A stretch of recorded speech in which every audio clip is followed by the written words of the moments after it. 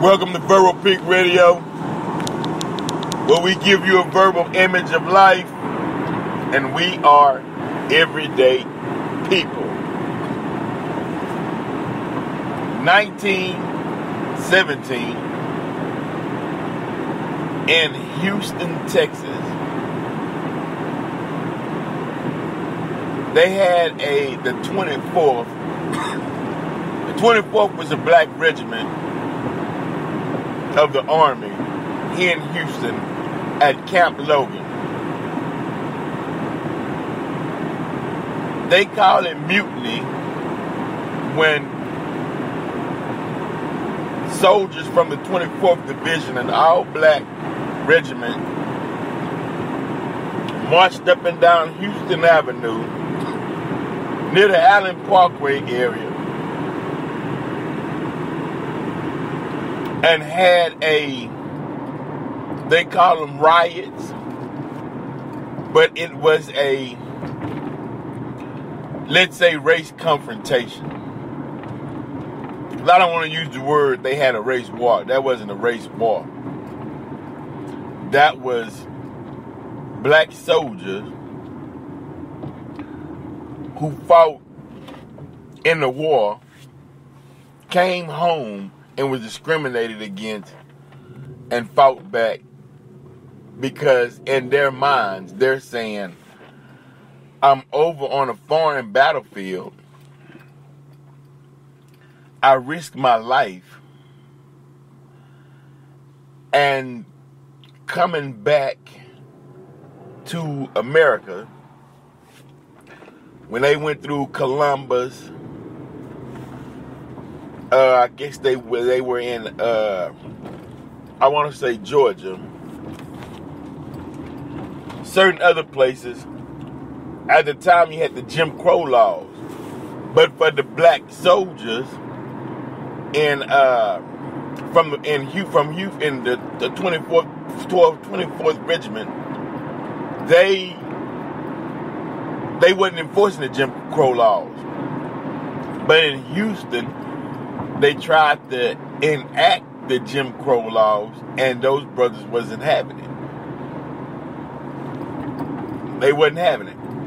Now, different accounts tell you both accounts. One account was a sister.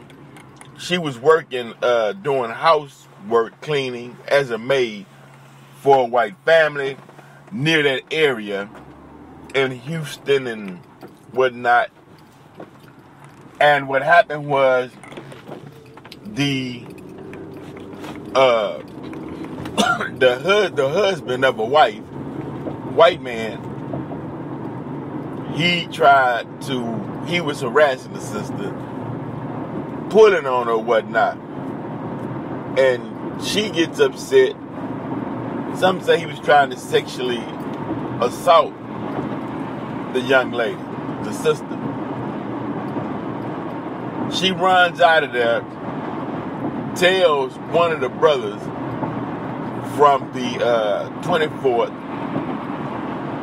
They load up, go into the area to see what was going on, had a conversation, some of the citizens, then the HPD got involved in an all-out riot, broke out. One account. Another account is that when they arrived in Houston, they tried to force the Jim Crow laws on the 24th Regiment of the Army Infantry.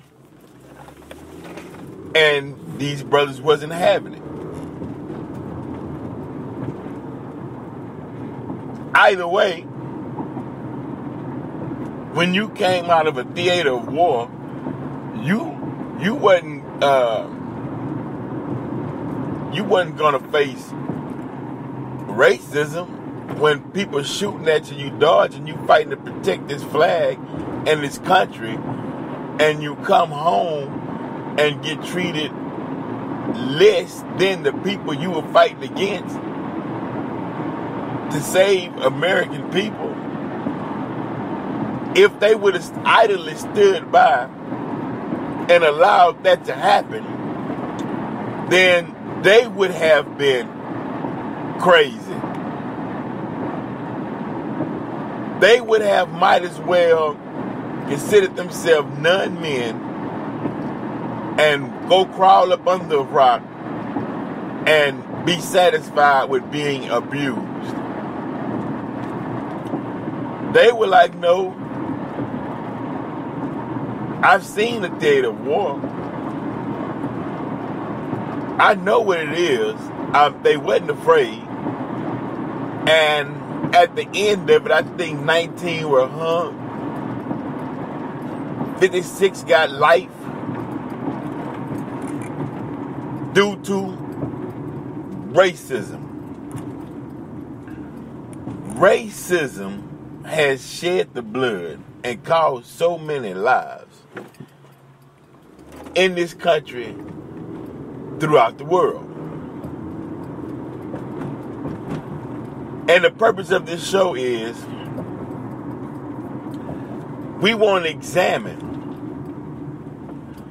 into the mind of a racist and the energy of what fuels that mindset in 2016, because obviously someone's behind the scene fueling the propaganda to keep racism alive in 2016. Now, is it a need for it? We'll start off with that, bro. Is there a need for racism? Well, obviously there is a need for racism, because if there wasn't a need, it would be eradicated immediately. Now, what serves the purpose? What serves the need? I mean, what's the purpose of the need? Why do we need it? Why did we ever need it? Is it to boost one race's ego to say that I'm superior to my color or of my color? Or is it to make one group of people feel better about themselves due to them not liking themselves? So we have to create a tool called racism to hide behind.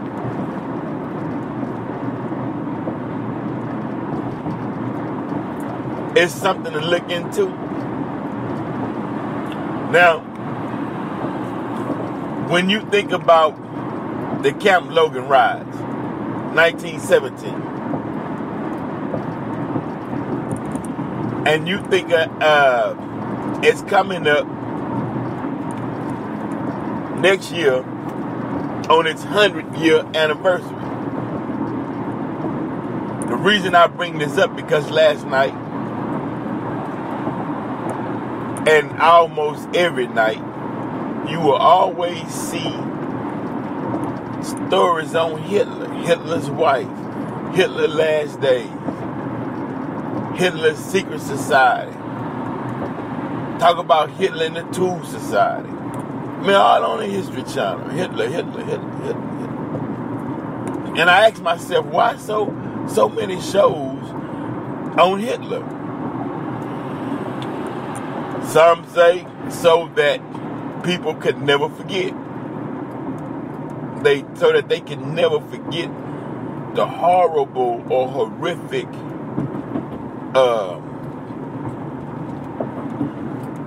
journey that the Jewish people suffered under Hitler's command. Some say, and they say that so that people won't forget. Others say that they need to keep going over Hitler's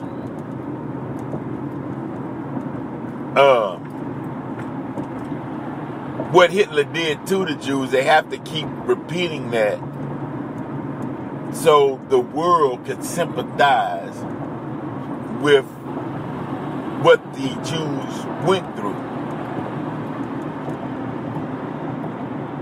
parallel slavery in America. Some say, why, when it comes to slavery in America, let's put it like that, the narrative, and if you notice, I'm always talking on the narrative, because the narrative is a pathway or a road into how future things will be viewed. And when we tell a story, it's one way. And when other races, particularly the white race, when they tell the black story, it always has a tinge of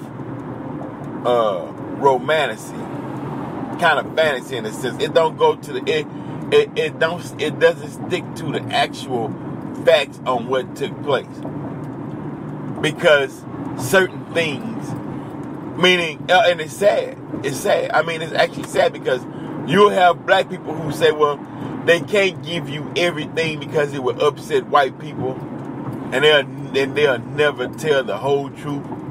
You can't put that on TV, but yet you can put the things that Hitler has done in the factual evidence and tell the story like it was. But when it comes to the black plight or the black story, you have to dial it back a little bit. Let's say, like in the movie Birth of a Nation, we can't say that Nat Turner went house to house killing slave masters, because that would upset people on the screen. We have to put it in a context of, it was just a all-out fight in the middle of a field, because we protecting feelings. But when it comes to black people's feelings, it's not protected. I mean, when they murder a black person on TV, they'll show the blood, brain splatter, just horrific. When it comes to a white person, they'll go to another screen, blackout. He's shot. He have a heroic death. You know, people are looking at it. But what happened was, or what is happening is, they played that hand so much to where it's even turning off white people. Because once you have the internet and you have topics and discussions like this one, and you putting out dates and facts, and then that means people want actual facts. They want truth. And it's unsettling, I'm noticing, for some whites to walk in society and have to battle with the falsehood that's being put out versus the truth of what actually happened. It's driving some people crazy to have to act out on a false narrative in order to feel, or in order to be portrayed as superior. Because the two is not mashing. It doesn't mash well together. Now, we're not coming from a racist point of view. I'm simply coming from what's happening. And it's a hand up for those that's listening, and even for those that disagree. I mean, black people always share. Look, we share music. I mean, we share from rock and roll to jazz to R&B, folk music, playing the banjo, which came from Africa, to hip-hop. Now, you get a white rapper in hip-hop, it's as though you struck gold. I don't care what city it is. Whether it's Eminem and wherever that, because it's a rarity for a white person to go in and learn something that we created out of our minds, a concept that we created naturally. And within that energy, if you black, you can pick up on the same energy as your brother, and then you can put forth that talent in your way, how you see life through the eyes of your respective city or place, town, country, whatever. Put that out in the public. It's jamming. White people like Phil Valentine was stating, go to basketball court, they see how Jordan and Iceman and Dr. J was gliding in the air, dunking, hitting shots, bam. So what they did was, okay, we're going to study their feet pattern. Place the feet patterns on the basketball courts. People seen that. Then they show their sons, okay, see, you step here, you jump here, that's how so-and-so done it. They practice when they're a child, they get older, make the NBA, great. Rarely though, do you see them pay homage to those who they learned from, who allowed them to make that money to provide for their families by learning something that came originally out the mind of a black person. You able to move, you able to get accepted into the culture that we created. You can rap now, which is no problem. Well, put it like this. You can't rap, but you can you can hold a note. You can hold a note. Excuse me, pardon me. And you can put about some rhythm to that note. Stay on that one key. And there will always be black people to help you out. You will always find a black person to help you out in your quest, because it's money there. Sometimes it's not personal, it's business. Look, I'll show you our skill, or I'll show you the inside to what we created,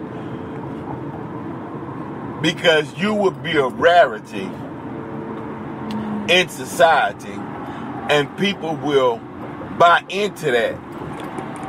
You don't necessarily have to be a lyricist, but the fact that you are white and something that was created by blacks and you can hang, then you will always have blacks that will come to your aid and assist you. Is there a problem with that? Is there anything wrong with that? Yes and no. It's not a problem with that, because you surrounded by black people who are making some money,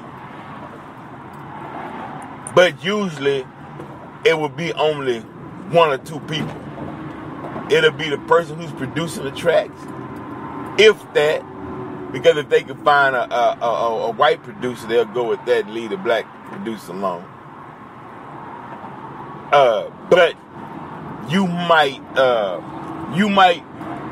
have some blacks in your entourage to throw off the effect that I'm down with the hood. I'm down. You know what I mean? I know your struggle. I know what you're going through, in a sense. And we as a people will buy into that. Now, it's no problem. It's a problem in a sense, and it's not due to anything that the white person has done to infiltrate the art. It's the problem of the white Jesus syndrome. You know how you had the picture of the white Jesus in the all-black church? You know how you had in slavery times that the only white man in the only white man in the black church to make sure the black pastor is getting over what he wants them to know? Willie Lynch, it's the same thing today. Put a gold chain on a white person, baseball hat, a microphone, let him learn a couple of steps, perform a rap, and black folks go crazy. Because subconsciously, white Jesus, or the image of white Jesus, has opened that door. But is it their fault? No, because don't hate the player, hate the game. I guess basically what I'm saying. Hey, they running the game. If you fall for it, that's on you. If you put your own aside and fall for their game and run with their game over your own game, that's not on them. They hustling the game. They've been hustling. That's what they do. They've been hustling the game since day one. So you can't blame them. You have to look at yourself. You got, I know, black talented rappers who speak conscious and always spoke conscious.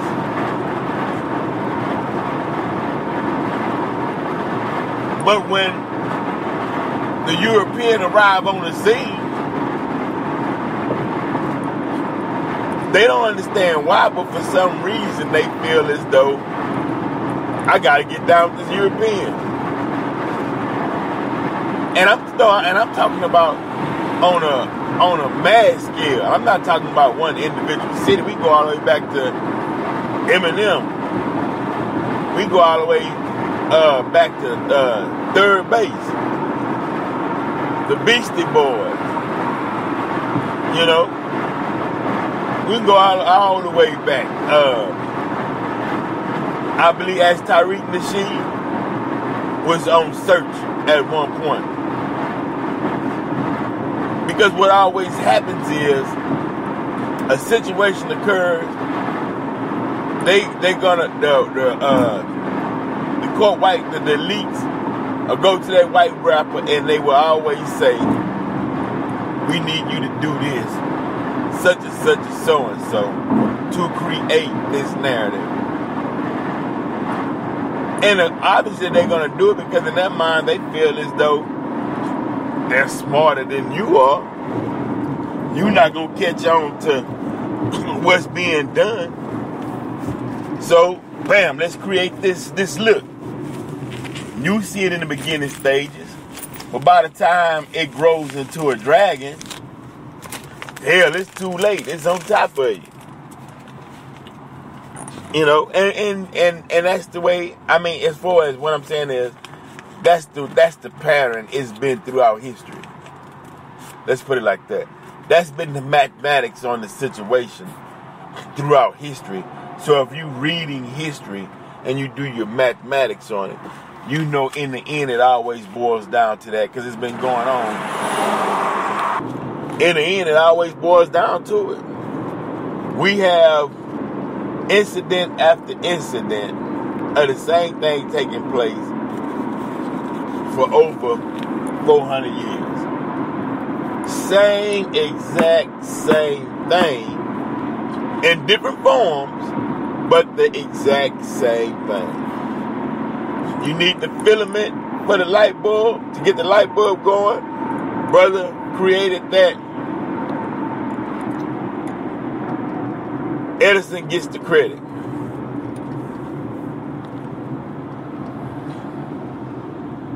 You need gravity.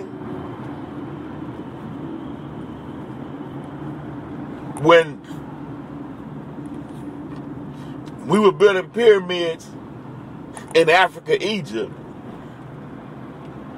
you don't think they knew about gravity?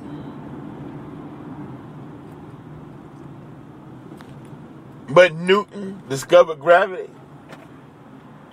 Took it again. Benjamin Banneker designs the White House. No mention. Created the almanac. No mention.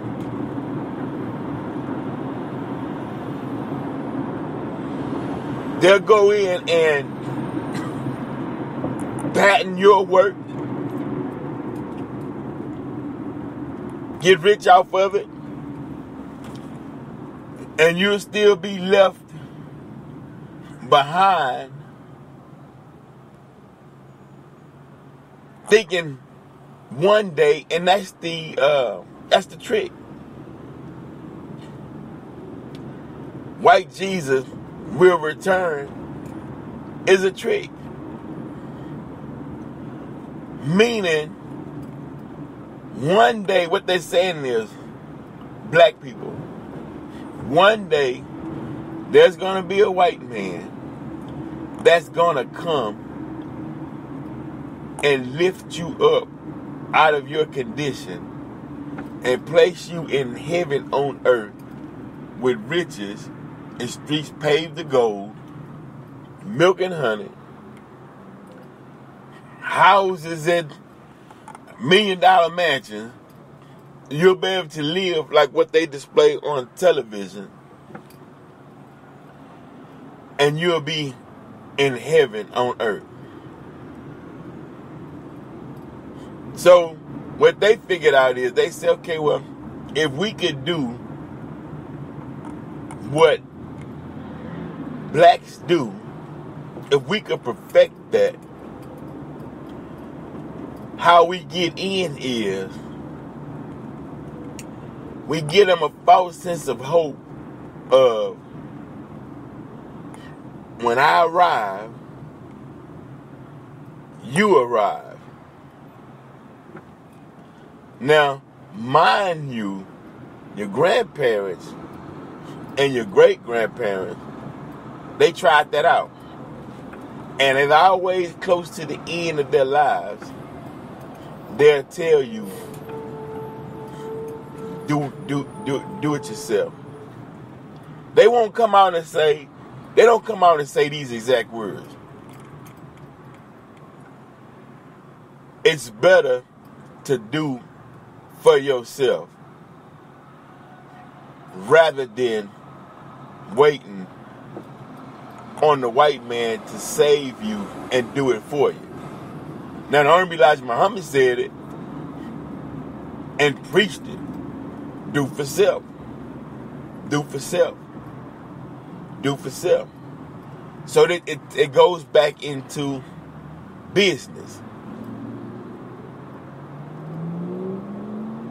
If you have a business deal with the European, Caucasian, whatever term you like to use, if you have a business deal and business communication and you interacting in business, then you are doing for yourself to promote and to establish your business. Nothing wrong with that. That's not what I'm saying. I'm saying it's not beneficial to whites or blacks when you deal with whites hoping or believing that they're going to lead you to the promised land, because it's not in their best interest. It's in their best interest, meaning it's a give and take. Look, y'all let me in, let me learn how y'all do what you do, your skills. I'll make the money, but at the same time, I'll promote your culture because I'm in the culture. And I'll try to promote that culture the best way I can. With the best insight that I know of your culture, because I'm not you. So I'm acting like I'm you, but I'm not you. But they said I'll put out a product that represents you, and to the best of their ability, until time catches up with them and the covers are pulled to find out that I'm acting you. And you know the old saying, when the gig is up, they always come out. Because as Roy Williams used to say, the act comes before the fact. He used to say that all the time. And shout out to brother Roy Williams, R.I.P. U of H legend. Played for the Denver Nuggets. As he said, act comes before the fact. So we're not under any illusions at all, because truth is on the scene today, as Brother Farrakhan says. Mathematics is on the scene today. Science is on the scene today, to where we can view a thing, put our math and science on it, arrive at a conclusion that is just, and move out on what we figured out for ourselves. And then we apply, understanding universal laws, understanding dark matter, understanding metaphysics. You know, that's where we at today. Because it's inevitable, due to the fact that it's inevitable, due to the fact that time is not standing still. So is this earth. The earth is not standing still. It's rotating on its axis at a speed of 1,037 miles per hour. So we moving. But we moving in time. Anytime you move in time, then what's behind time becomes outdated. So new thoughts, new mindsets, new things has to be produced in this forward march into time.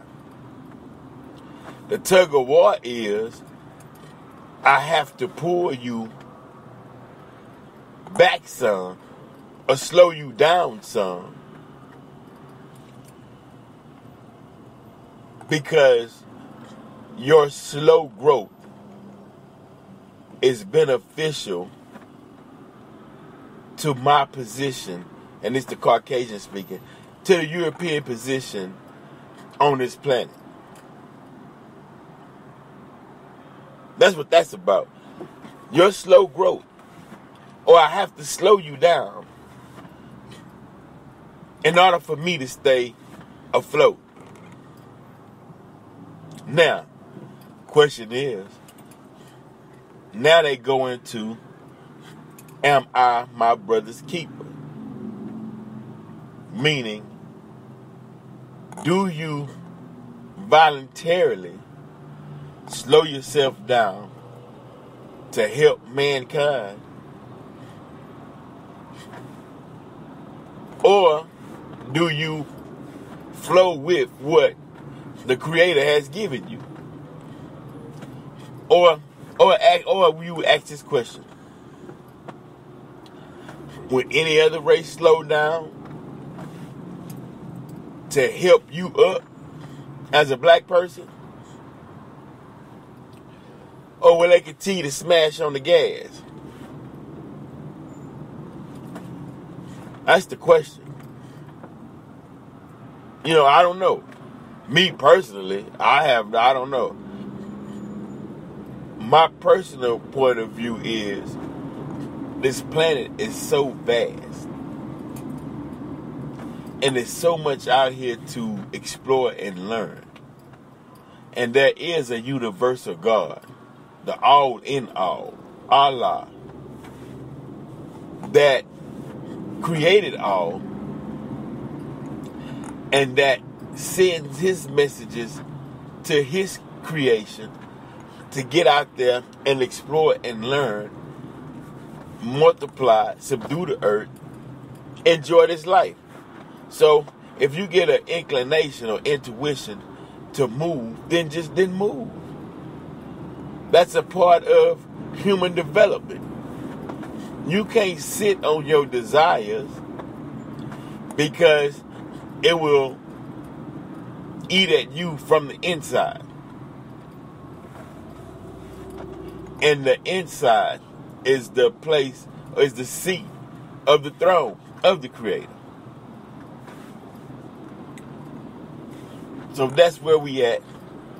But Houston, going back to Camp Logan, Houston is a unique city. You know, we have to get into the we have to get into the history of the city. But this city is unique. This city is none like any other city.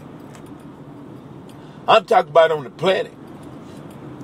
And when I say Houston, I'm talking about Houston and the surrounding. I'm talking about from Pasadena to Pearland to Missouri City to Cypress to Katy, Woodlands, Kingwood, all over, because in Houston, we all over. Doing it, enjoying it, having fun, building. Black power.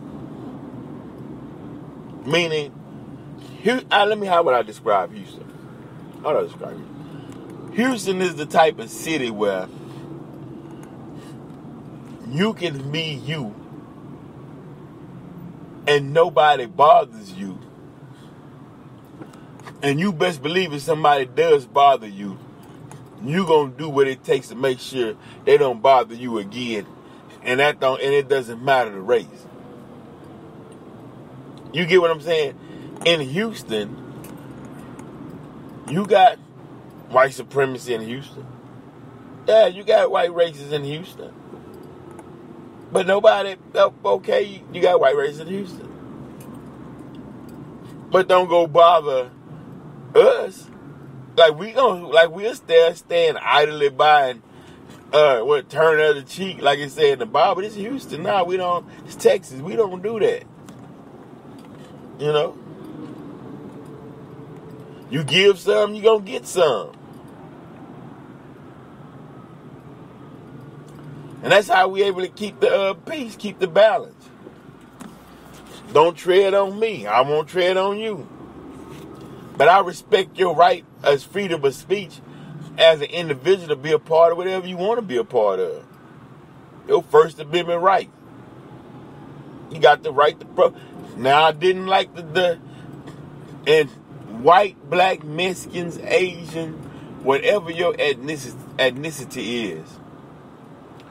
Look up the football team, high school football team, who coach got suspended and the rest of their season canceled for taking a knee. And in Texas, Beaumont, everybody needs to be calling down there or talking about it, making it an issue that we support the First Amendment. I know you hear a lot of the Second Amendment in the campaigns. We talking about the number one amendment first. Freedom of speech, freedom of assembly, the right to protest. Let's deal with that one first. You can't silence and punish nobody for protesting what they believe is fair and balanced. Justice, injustice, protesting injustice should be applauded by everybody. You can't pick and choose when it comes, and that's the problem. See, that's the problem. When it comes to black issues, the punishment is always severe. We not your stepchildren. They sit around and punish a whole football team for protesting injustice. Where there's no justice, there's no peace for nobody. So, I don't care where you at, go research that and then let them know that you disagree with the fact that you suspended a coach, canceled an entire football season due to their right to protest. Don't start that in Texas. Y'all do not let them start that in Texas. You might disagree with the protest, and you got the right to disagree, just like they got a right to protest what they disagree with, and it's called injustice. And we can go do the statistics, we can get the facts and show where there is injustice. You're not dealing with the narrative that the black man is a boy or a child or have a feeble mind or can't think for himself. That was never true. It was a falsehood. How in the hell you could build a black Wall Street, Tulsa, Oklahoma, as with feeble minds, as boys? How the hell you gonna design a layout for Washington D.C. as a feeble mind or as boys? Come on, think about it. All of that was white folks. All of that was false. What wasn't any truth in any of it? It was just propagated and created to make you feel good about yourselves. But you shouldn't have to pull other people down so you can feel good about yourself. Feel good about yourself. Who cares about who cares about if you proud of your white race and you say white power? You got every right to say white power. We say black power. I don't have a issue with white power. Enjoy yourself. White man, enjoy your white woman. Have fun. Enjoy your life. We're saying, don't pull me down. Don't pull the black man down, the black woman down to pull yourself up. Now you got a problem. Hell, you do what your God put on your heart and mind to do, but don't get in my way. That's all. You know? And that's that sentiment throughout Houston. Hey man, don't bother me, I won't bother you. That's a Houston motto. Don't get in my way, I won't get in your way. That's a Houston motto. That's and within that creates harmony, creates peace. I don't have time to go into other people's ideology on life because it's impossible for me to know where all of it derived from because I wasn't there. But I can see the residue of it. I know mathematics, I know science. I can say, hey man, if you keep on this course, you're going to cause this and this to happen. So bag up. It's basically, or heed the warning. Basically. You know, I'm not trying to be you. And those of you who want to be black, they get out, they put the effort in, they study, they go right down. I mean, they study the slang. They study the way it's said. They study the movement. They study how to handle the microphone. They study and learn about the elbows. They study and learn about the candy paint. All that we created. They will study it. And then they'll do it. And then it's it's robotic in a sense. Because it's not a natural flow. It's a learned behavior. As they used to say, boxers who do push-ups and use their natural weight to box has more strength than the one who built themselves up from lifted weights. That a natural is better than applied, or natural is better than learned, but they both work. That's what I'm saying. You can get some success out of learned behavior, but you can get greater success out of natural behavior. Because natural is just natural. One is learning. But it's all good. Verbal Pick Radio. Y'all be on the lookout. We coming at you with a live series, reality series. Coming soon. We'll give you the details when it's up and running. Make sure y'all go to Verbal Pick Radio, YouTube. Check us out. Check out, support Hoodlum of the Opera, Marcus Mudd, MUHD. Google that.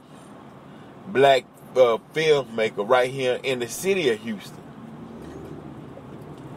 All this money flowing through H-Town, support your own.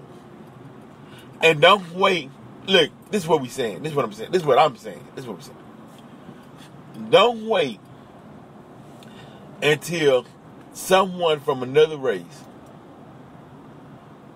discovers a brother in this city and put them on their major channels before you get behind them and say, I support this brother. Don't get down. Don't get to that degree or that point. You're going to support the brother, support the brother. Don't wait until someone else gives him a pass or knights the brother and they put him on the European screen. Now all of a sudden we figure him out. Y'all take this, share it, pass it around.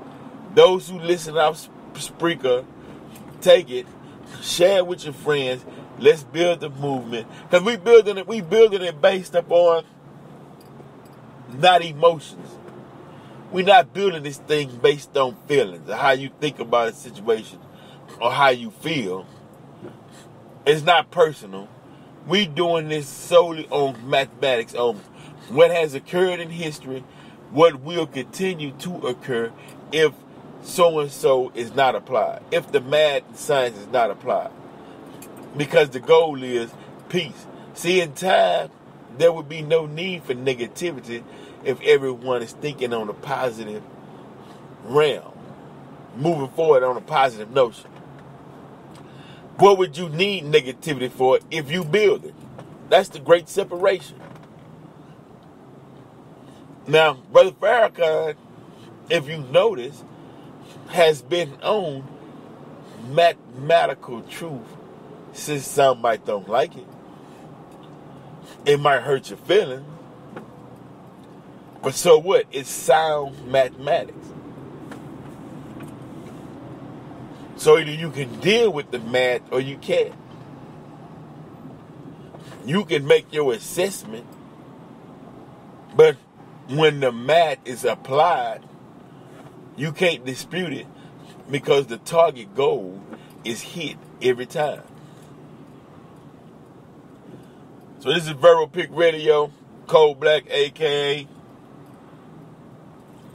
Check out Consequence. Now, the audio of the book Consequence by Vince Cole Muhammad, I put out, it was computerized audio that we found. But so many people wanted to hear the audio of the book, I had to put that out. And in time, we'll be finding a better voice, even if I have to take the time to do it myself. When I finish this current project that I'm working on, then I'll go back and do that, read the book myself and put that audio out. But this will hold you until we get to that point. Verbal Pick Radio, where we give you a verbal image of life, and we are everyday people. Shout out to Brother Low Key. Shout out to Roper's Vader, Cool Knocks, all kind of projects. Shout out to the P.O. family. Shout out to Malmedy, South Park. Shout out to South Lee, Christmas, Casarina Pass. Shout out to that 44 Acres home.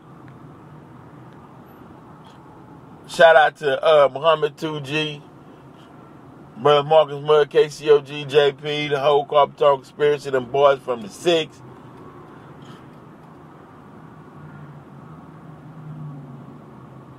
And we out.